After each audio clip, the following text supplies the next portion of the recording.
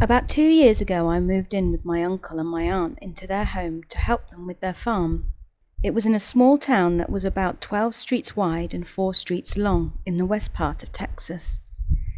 My aunt and uncle are very sick. My uncle suffers from heart problems and my aunt is blind, so I moved in for a few months to help them maintain their farm and help provide for them till their kids were able to move in with them. One night while I was there, my cousins had asked me if I wanted to go swimming. I said yes with some relief as I needed a break. It was about 12:30 a.m., so we snuck into the pool and went swimming. Well, I am Mexican, and I'm sure you will all know us Mexicans have knowledge on certain things. Around 2 a.m. my little cousin started whistling, and I just remember I stopped dead where I was and yelled at her to not do that anymore. I never yell at my cousins, and so she was a little freaked out and asked why I just begged her to stop. Growing up, I was always told stories of lechuzas, and there are many stories of them, but the one I know is the one about a lechuza being a witch who sells her soul to the devil, and at night she transforms into a big bird that looks like an owl, but only the body, leaving the face of the owl to look like the witch's face. And by whistling at night, you are calling her. If anyone knows another version, or if you can correct mine, I would really like to hear it. So she kept whistling, and all of a sudden we hear this loud, strong whistle coming from above us, and all 5 of us stop and listen. We keep hearing it again and again, so we all bolt off out of the pool. I was the last one in, and I don't know what it was that made me do it, but I found myself turning around only to see this big bird figure flying right above us to the house. I remember getting to the back door and slamming it shut and locking it. I rushed all my cousins to bed. We slept in the living room that night. Well, we tried at least. All night we heard knocking on the windows and scratching on the roof, and it went on forever. I didn't close my eyes that night. I couldn't.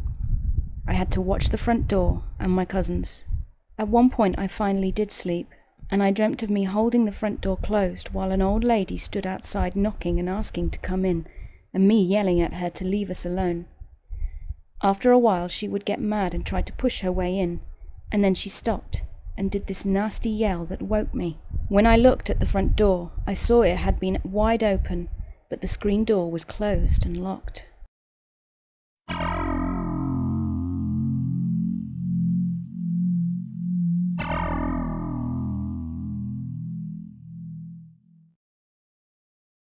About 2 years ago, me and some of my friends went on a road trip to Chattanooga, Tennessee. It was for Christmas break during my senior year of high school. There was my friends Daniel, Sarah, Eliza, and myself.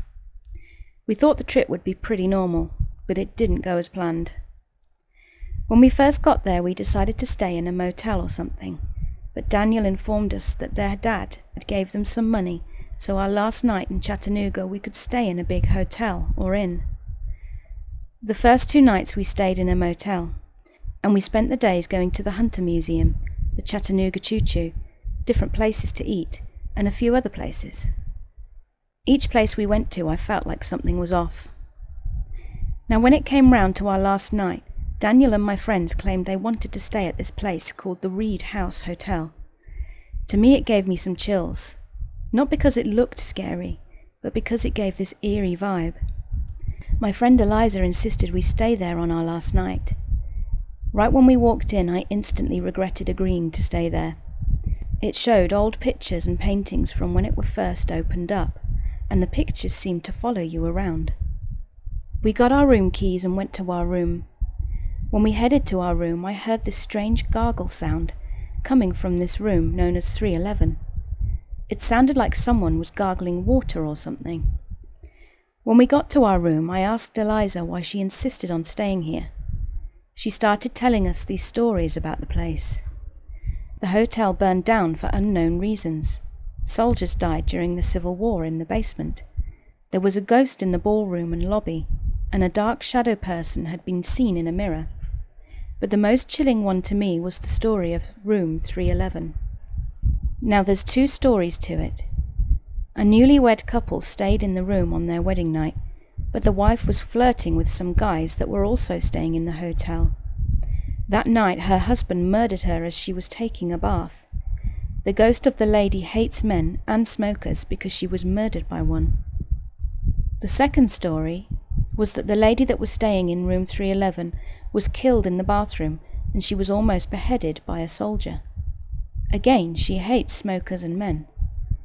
Both stories include that the ghost would move things, turn off the lights, turn off the bathroom sink and tub, and touch you when you sleep. She would also blow out your lighter if you try to light it. Now I was freaked out because we walked past that room so we could get to our own room. Eliza informed me that the actual room 311 was sealed off when they remodeled the hotel. I was okay when I heard that, but Eliza also said that most of the room was sealed. The place where she actually died, the bathroom, is the actual sealed part and is not in any room that you can rent. It was between the walls.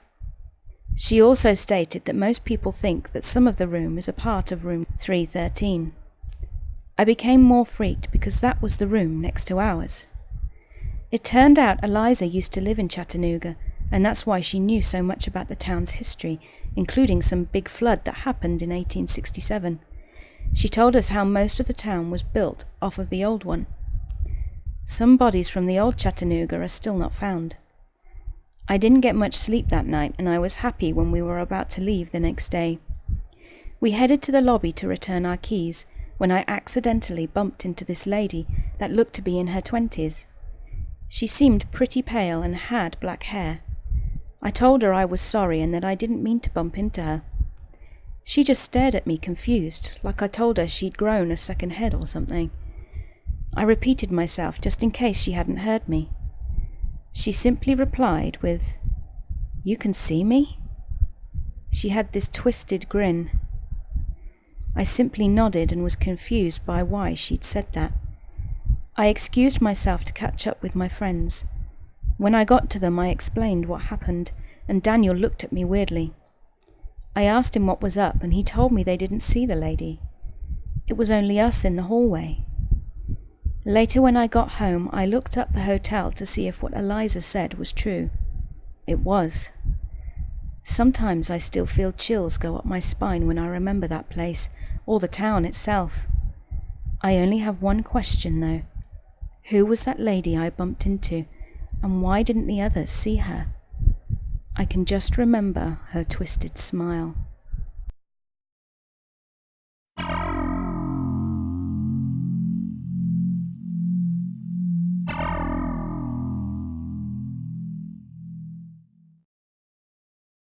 So when I was a kid, I was pretty rebellious, and I liked to go walking around my suburb by myself. I was planning on going to a little forested area near my house, where I'd been planning on going, where I'd found something strange when my dad came to talk to me. I was about 12, and growing up my dad was strict about everything. If we were going out, we had to make sure to call him to let him know we got there safe. I had to do this even when I went to a friend's house who lived literally around the corner. I didn't like authority figures, and I still don't now, but when my dad came and told me this story, I appreciated his overbearing attitude a little bit more. When my father was a little kid, his parents moved from our family's home to Adelaide, specifically Glenailg. He was pretty young when this happened, and like any other young kid, he tried to make friends with people in his area. That's when he found the Beaumont children, Jane, 9, Anna, 7, and Grant, 4.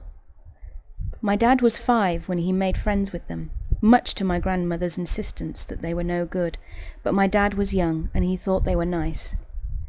Now the Beaumont's parents were pretty lax with rules and let their young kids go all over Adelaide by themselves. My grandparents were not as lax.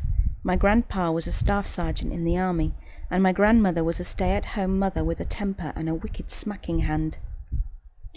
So on January 26, 1966, my dad was outside of my grandparents' Glenailg home, playing, when the Beaumonts turned up. Jane asked if my dad wanted to go to the Glenailg beach that day. It was a short bus ride away, and my dad thought it was a great idea, as it was a hot day. He went inside to ask my grandmother if he could go with the 3 children to the beach. My grandmother said no and told him that if something had happened, she'd never forgive herself, and if he wanted to go to the beach, they could go with the family. So my dad went back outside and told the Beaumonts that he couldn't go, obviously disappointed with the decision the others left. That was the last time my father saw them. They disappeared that day and haven't been seen since. It's still one of the most talked about missing persons cases in SA history. They've never found them, and I doubt they ever will. I never questioned why my dad wouldn't let me go out late at night or go anywhere without letting him and my mother know first.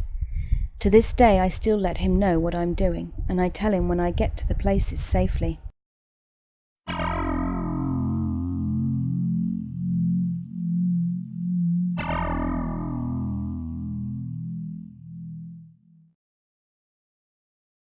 I got accepted 2 weeks ago. The first was completely fine, but there was still something off. I don't know if it was only me, but I seemed to be very unlucky. On my first day of work, I dropped a cup of coffee over my hand, which gave me some scolding on my arm. My co-workers just laughed. They weren't concerned about my injuries. They just laughed. As the days went by, it was becoming worse and worse. My PC wouldn't turn on anymore, which caused my boss to be mad at me. I accidentally stabbed myself cleaning a kitchen, all sorts of things where other people, decent caring people, would probably be worried for me. But my co-workers didn't care. They'd all just laugh. Today everything seems to be much more quiet. I accidentally dropped my lunchbox today, but no one said anything, and most importantly, no one laughed. But even when I had questions, they didn't answer. I kept on working on my own, but after I was done with the emails, I would go to my boss and ask him if there was anything else I could carry on with. No reply. He just sat there motionless. They all really seemed to be into their work today. I continued looking for other things I could work on until it was 4 p.m, the end of my workday. It was starting to get really weird. I'm usually the last one to leave, but everyone's still here, working without having said a word for the whole day. I shake my head, pack my bags and say goodbye to everyone. Since I don't expect a reply, I walk out of the building before anyone would even be able to say anything. On my way home, I think to myself that I maybe did go too hard on them. I mean, who knew that cutting through people's vocal cords would make them go this quiet? I just hope that they interact a bit more with me tomorrow. I mean, this is just the beginning.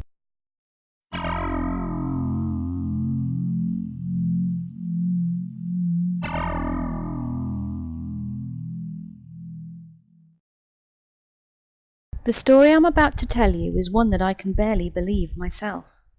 It all happened a few years ago, but I must reassure you this is a true story. It happened when I was on a field trip to a college with my high school science class. Never really fit in with most people, so on the ride there no one really wanted to sit with me. I got stuck with this nerdy kid named Daniel who kept on flinching when I moved.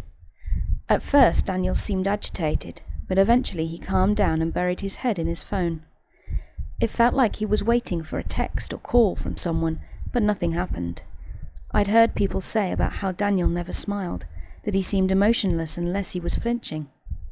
When we finally reached the college, my teacher told us our buddies would be the people we were sat next to. I sighed and looked at Daniel. He was still looking down at his phone. I mentioned the buddy system and all he did was nod. Our tour guide started showing us around the college. They showed normal things like the classrooms and dorm buildings, and after a while I'd lost track of Daniel, and when no one else was looking, I went to search for him. I finally found him. He was going into a dark classroom. I followed because if something had happened to him, I might get in trouble for not keeping an eye on him. The room was pretty dark, like I'd said before. Then I noticed another door at the back of the classroom. Being the dumb teenager I was, I decided to check it out, thinking it was a closet or something. It was actually a door leading to some stairs. I went down the stairs and noticed writing on the walls. Scribbled on the walls were words like "not alone" and "always watching us." When I finally reached the bottom, I felt uneasy, and Daniel was sitting in the middle of this small room. The room itself was strange. It had walls that seemed like they were covered with tattered cloth or plastic. It smelled like dead fish, and again there were words scribbled on the walls, some of which I could make out. Again the words "not alone" and "always watching." There were also strange ones as well, like a different language or code or something. Daniel looked at me and said, "Do you see it too?" I was obviously confused. Was he talking about the walls? Or was he talking about the puddles on the floor I'd just noticed? Then he said, "Do you see the little girl?" I was confused by what he meant until he pointed at the wall. It looked like some kind of invisible writing, not like ripping lines into the cloth like I'd thought before. It read, "I am dead." Then we heard a childlike giggle. I dragged Daniel out of there and we booked it. Daniel and I have been friends ever since. I didn't remember this event until a few days ago, when Daniel reminded me about it. He told me they did some research on the college and found out it used to be a children's hospital. I will never forget the chilling child's laughter or the note that was left.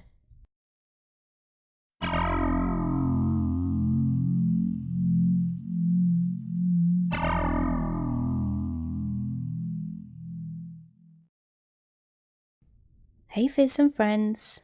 Short and sweet today, some really fun stories. There are links in the description below about the Beaumont children disappearance and the Reed House Hotel in Chattanooga. Be sure to check them out. And please like, share and subscribe, and thanks to everyone who has supported my channel. I have a lot more plans, and remember, keep being creepy.